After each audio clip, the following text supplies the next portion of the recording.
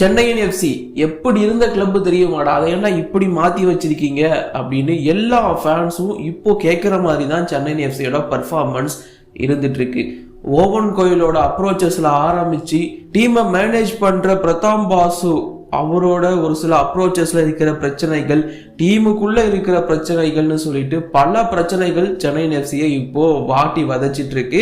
சென்னையின் எஃப்சிக்கு ஆக்சுவலி என்ன ஆச்சு, ஏன் இந்த மாதிரி மோசமான பர்ஃபார்மன்ஸ் கொடுத்துட்டு இருக்காங்க அப்படிங்கிறத சொல்றதுக்காக, என்னோட ஆதங்கத்தை தெரிவிக்கிறதுக்காக தான் இந்த வீடியோ. மேபி சென்னையின் எஃப்சியோட ஒரு சின்ன ரோஸ்டா கூட வச்சுக்கோங்க. இப்போ வாங்க வீடியோக்குள்ள போகலாம்.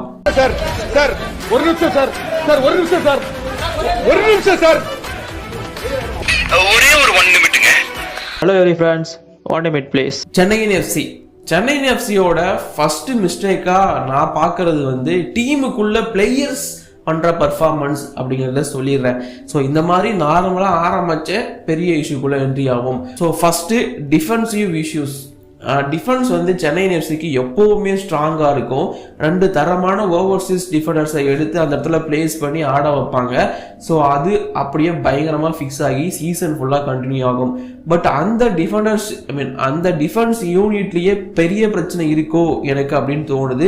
இந்த சீசன் அடித்த கோலை விட கன்சிஸ்டான கோல் அப்படிங்கிறது ரொம்ப ரொம்ப அதிகம். அண்ட் அது மட்டும் இல்லாமல் இந்த சீசனில் அதிக கோலை கன்சிஸ்ட் பண்ணவங்கள இவங்களும் ஒரு முக்கியமான ஒரு இடத்துல இருக்காங்க. ஸோ இந்த மாதிரி டிஃபென்ஸ் யூனிட்ல ஒரு பெரிய கேள்விக்குறி இருக்கும். அண்ட் இது இல்லாமல் கோல் கீப்பர்ஸ் முகமது நவாஸ் தான் எங்களுக்கு வேணும்னு சொல்லிட்டு தூக்கிட்டு வந்தாங்க. சமிக் மித்ராவுக்கு ஒரு சில வாய்ப்புகள் கொடுத்தாங்க. பட் இருந்தாலும் அதுலேயும் ஒரு சில பிரச்சனைகள் இருக்க தான் செஞ்சது. நமக்கு எடல்பிட்டே மாதிரியோ விஷால் கைத் மாதிரியோ ஒரு கோல் கீப்பர் இல்லை அப்படிங்கிறதும் ஒரு பெரிய மைனஸாக தான் இருக்குங்கிறது என்னோட ஒப்பீனியன். சரி, டிஃபென்ஸ் தான் இப்படி இருக்கு, அஃபென்ஸ் அதாவது அட்டாக்கிங்கை வச்சு நம்ம கொஞ்சம் மேனேஜ் பண்ணிடலாம்னு நினைச்சா அதுலேயும் பெரிய பிரச்சனை இருக்கு. எஸ், மிட்ஃபீல்டில் இருக்கிற கார்னர் ஷீல்டு லூக்கா, முக்கியமாக கார்னர் ஷீல்டு தனியாக ஆடிட்டு இருக்காரோ அப்படிங்கிற ஒரு ஒப்பீனியன் தான் இப்போ ஏற்படுது. கார்னர் ஷீல்டு அவ்வளோ ட்ரை பண்ணி நிறைய சான்சஸை கிரியேட் பண்ணுறாரு. அவர் கிரியேட் பண்ணுற சான்சஸ்லாம் இவங்க கோல் ஆக்கினாங்கன்னா மேட்சுக்கு மினிமம் 5 கோல் கிடைக்கும். ஆனால் அதை கன்வெர்ட் பண்ண ஆளே கிடையாது. கார்னர் ஷீல்டு கிரியேட் பண்ணி தான் தர முடியும், அதை கொண்டு போய் கோலும் அவரே போட்டுற முடியாது. அப்படி போட்டால் மற்றவங்களாம் எதுக்கு அப்படிங்கிற மாதிரி தான் நான் கேட்பேன். சென்னையின் எஃப்சி இந்த மாதிரி மோசமான பர்ஃபார்மன்ஸ் போத் டிஃபென்ஸ் அண்ட் அட்டாக்கிங்ல கொடுத்துட்டு இருக்காங்க. இதெல்லாம் விட இங்க முக்கியமான ரீசன் யாருங்க? கோச் தானே இந்த விஷயத்துக்கெல்லாம் பொறுப்பெடுத்துக்கிட்டு இதை சரி பண்ணணும். ஆனா அவர்கிட்ட போய் ஏன் தோத்தீங்கன்னு கேட்டா அவன் காரணம் இல்ல இவன் தான் காரணம், இல்ல அவன் பண்ண ஸ்ட்ராட்டஜி காரணம் அப்படின்னு சொல்லிட்டு இன்னொருத்தர குற்றம் சொல்லிட்டு இருக்காரு. இது போய் எப்படி நடக்கும், இல்ல இது எப்படி போய் சரியாகும் அப்படிங்கிறதே எனக்கு ஒரு பெரிய கேள்விக்குறி தான். ஓவன் கோயில் மோசமான கோச்சுன்னு நான் சொல்ல. இதுக்கு முன்னாடி அவர் சென்னையின் எஃப்சியில் இருந்தப்போ ஓகே நல்ல பர்ஃபார்மன்ஸ் கொடுத்துருக்காரு. அண்ட் அது மட்டும் இல்லாமல் போன சீசன் வந்தாரு, கடைசி இடம் பிடிச்சி பிளே ஆஃபுக்கு, அது ஒரு லக்கான ஒரு ஃபேக்டர்னு வச்சுக்கோங்களேன். அதெல்லாம் நடந்துருந்துச்சு. அங்கே ஜாம்ஷெட்பூர் எஃப்சி போனார், அங்கேயும் நல்லா தான் பண்ணார். பட் இப்போ ஓவன் கோயிலோட அப்ரோச்சஸ் மேலே பெரிய கேள்விக்குறிகள் எழுந்துட்டு தான் இருக்கு. முக்கியமாக சென்னையின் எஃப்சி கடைசியாக ஆன 7 போட்டிகளில் 1 கூட ஜெயிக்கல. மேக்சிமம் லாசஸ், கொஞ்சம் டிராஸ் அப்படிங்கிற மாதிரி தான் போயிட்டு இருக்கு. முக்கியமா 11 வருஷமா சென்னையின் எஃப்சியை சென்னையில பீட் பண்ணவே முடியாத கேரளா பிளாஸ்டர்ஸ் எஃப்சி வந்து அடிச்சுட்டு போறான் 3-1 சொல்லிட்டு. அப்ப நீங்க என்ன பண்ணிட்டு இருக்கீங்க? ஏன் தோத்தீங்கன்னு போய் ரெட் கார்டு கொடுத்துட்டா, அது ரெட் கார்டு தப்பான ரெட் கார்டு, அதனாலதான் நாங்க தோத்தோன்னு சொல்றதுதான் இங்க பிரச்சனையாவே எல்லா ஃபேன்ஸுக்கும் தெரியுது, எனக்குமே தெரியுது. ஒரு தப்ப ஒரு கோச்சோ ஒரு கேப்டனோ தம் மேல எடுத்து போட்டுக்கல, இல்ல குறைந்தபட்சம் அடுத்தவனை சுட்டி காட்டாம, அதாவது இது அடுத்தவனோட தப்புன்னு சொல்லாம இருக்கிற வரைக்கும் தான் அந்த பொசிஷன் உங்களுக்கு. ஸோ ஓவன் கோயில் இதை திரும்ப பண்றாரு, அடுத்தவரவே பிளேம் பண்றாரு. ஸோ ஓவன் கோயில் இதுக்கப்புறம் கோச்சா நீடிக்கிறதுக்கான தகுதி இல்லை அப்படிங்கிறதான் நான் சொல்லுவேன். கண்டிப்பா இன்னொரு கூட்டம் ஓவன் கோயில் வேணும் அப்படின்னு அவைக்கு என்ன குறை அப்படிங்கிற மாதிரி கேட்டு வருவீங்க. ஓவன் கோயில் மேலே எனக்கு குறை இருந்தது கிடையாது. எனக்குமே அவர் ரொம்ப பிடிக்கும் தான். சென்னையின் எஃப்சிக்கு அவர் ஒரு தரமான கோச்சாக இருந்திருக்காரு.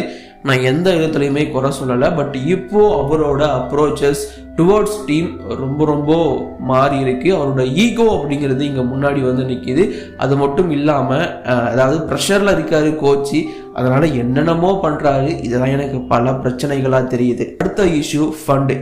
அதாவது ஓவன் கோயில் உட்பட மறைமுகமாக சொல்லியிருக்காரு. அண்ட் நிறைய பேர் ஃபீல் பண்ணுற விஷயம், மற்ற கிளப்ஸ் செலவு பண்ணுற அளவுக்கு சென்னை எஃப்சி செலவு பண்ணுறது கிடையாது. எஸ், அது உண்மை. இந்தியன் சூப்பர் லீக்ல சென்னை எஃப்சி அவ்வளோ ஒன்றும் பணக்கார கிளப் கிடையாது. அண்ட் மற்ற ஸ்போர்ட்ஸ் மாதிரி கபடி ஆர் கிரிக்கெட் மாதிரி ஆக்ஷனில் போய் இவங்க பிளேயர்ஸை எடுத்துகிட்டு வர மாட்டாங்க. ஸோ இங்கே எல்லாமே சைனிங் தான், லோனோ டிரான்ஸ்ஃபரோ எல்லாமே காசு கொடுத்து தான் கூப்பிட்டு வரணும். உங்ககிட்ட நல்ல காசு இருந்துச்சுன்னா நல்ல பிளேயர். ஸோ அப்படி இருக்கும்போது சென்னை எஃப்சி அப்படிங்கிறது இந்த 13 கிளப்ல ஒரு மாதிரி மிட் ரேஞ்சில் இருக்கிற வேல்யூ வச்சிருக்கிற ஒரு கிளப்.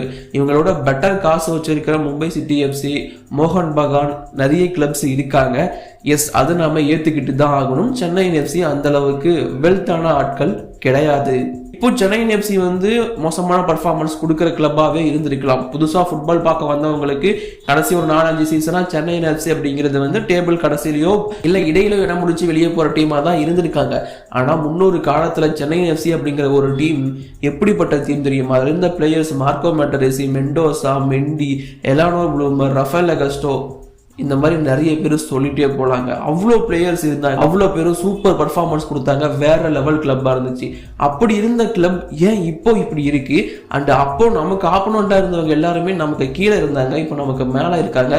அவங்க வளர்ந்துட்டாங்களா? ஐ மீன் மற்ற கிளப்ஸ் வளர்ந்துட்டாங்களா இல்லை சென்னை எஃப்சி குறைஞ்சிருச்சா அப்படின்னு கேட்டிங்கன்னா ரெண்டுமே நடந்திருக்கு. சென்னை எஃப்சி ஒரு டிரான்சிஷன் பீரியட்ல இருந்தாங்க. இருந்த நல்ல பிளேயர்ஸ் எல்லாம் அதிகமாக காசு கொடுத்ததுனால வேற கிளப்ஸுக்கு போயிட்டாங்க. அனிருத் தாப்பா, சாங்டே வரைக்கும், ஜெர்ரி வரைக்கும். பட் சென்னை எஃப்சி இந்த பிரச்சனைகள் மட்டும் கிடையாது. மற்ற கிளப்ஸ் சூப்பராக இன்வெஸ்ட் பண்ண ஆரம்பிச்சிட்டாங்க, நல்ல பிளேயர்ஸை இறக்க ஆரம்பிச்சிட்டாங்க. ஸோ அது சென்னை எஃப்சி கிட்ட மிஸ் ஆகுது. இதுக்கு ஓனர் காரணமானு கேட்டிங்கன்னா நோ. நான் அபிஷேக் பச்சனை ஒரு ஸ்போர்ட்ஸ் கிளப் ஓனராக என்றைக்குமே குறை சொல்ல மாட்டேன். ஏன்னா அவரை பற்றி நான் பர்சனலாக பிளேயர்ஸ் கிட்ட கேட்டு தெரிஞ்சிருக்கேன். இங்கே ரீசன், இப்போ சென்னை எஃப்சியோட ஹெட் ஆஃப் ஃபுட்பால் ஆப்ரேஷனாக இருக்கிற பிரதாம் பாசு. ஸோ இவர் ஆரம்பத்தில் 2014 சென்னை எஃப்சியோட மேனேஜராக இருந்தார். அதுக்கப்புறமா டெல்லி டைனாமோஸ் அண்ட் ஈஸ்ட் பெங்கால் மாதிரியான டீம்ஸில் ஒர்க் பண்ணிட்டு திரும்பவும் சென்னை எஃப்சிக்கு 2021-22 சீசன்களில் வந்தார். அண்ட் அவர் வந்ததுக்கு அப்புறமா எக்கச்சக்கமான கோச்சஸ் மாறிட்டாங்க. அதற்கு முன்னாடி ரொம்ப கம்மியான கோச்சஸ், அதுக்கப்புறம் நிறைய கோச்சஸ். பட் அந்த கோச்சஸோட பர்ஃபார்மன்ஸ் அண்ட் டேபிள் நிலவரம் நீங்களே பார்த்து தெரிஞ்சுக்கோங்க. சபாலாஸ்லோ, ஸோ அவரோட தலைமையின் கீழ் 8வது இடம்.